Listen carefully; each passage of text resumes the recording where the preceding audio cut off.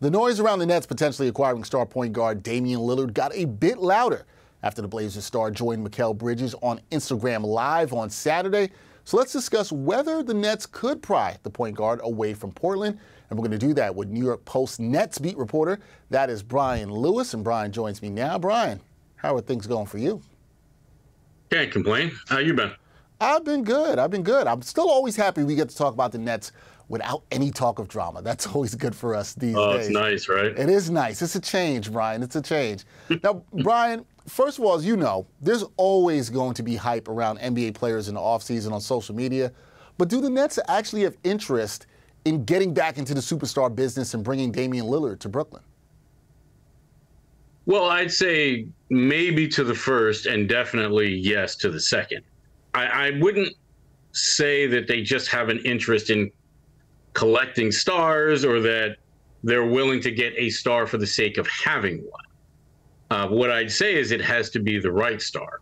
Yes, I'm sure they're probably a little burned after the way the Big Three imploded so spectacularly.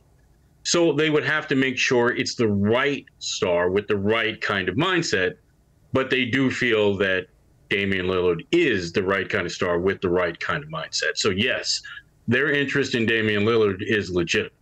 Okay, so the interest in Lillard is legitimate, which brings us to the next question. Does Brooklyn have enough to get Lillard, and what would the cost be to acquire the superstar point guard?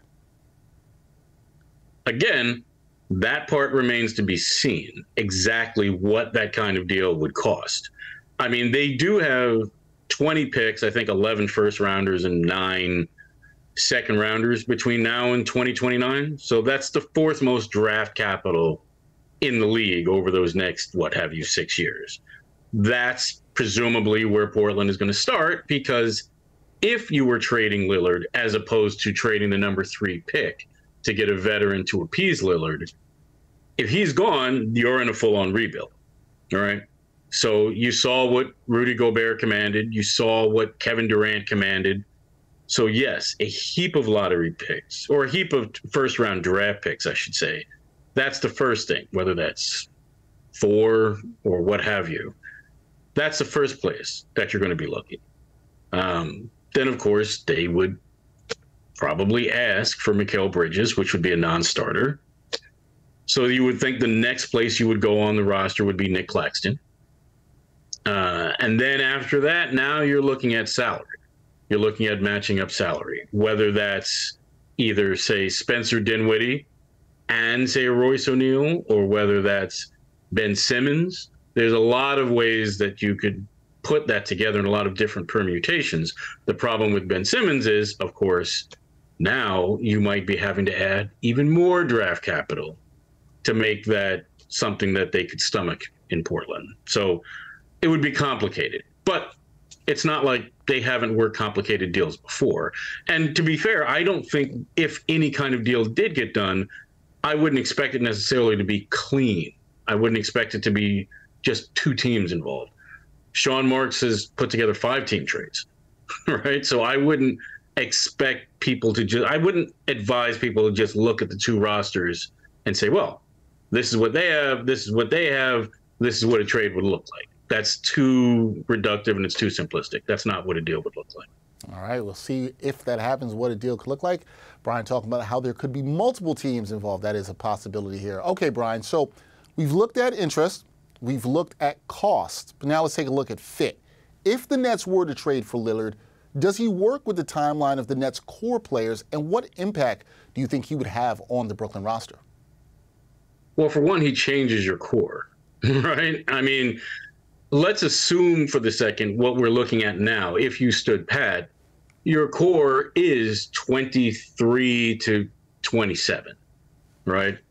And I say that with all due respect to Spencer Dinwiddie, but Spencer's kind of on the older side. So you're looking at a Bridges and a Cam Johnson, and then the younger guys like a Nick Claxton, maybe a Cam Thomas.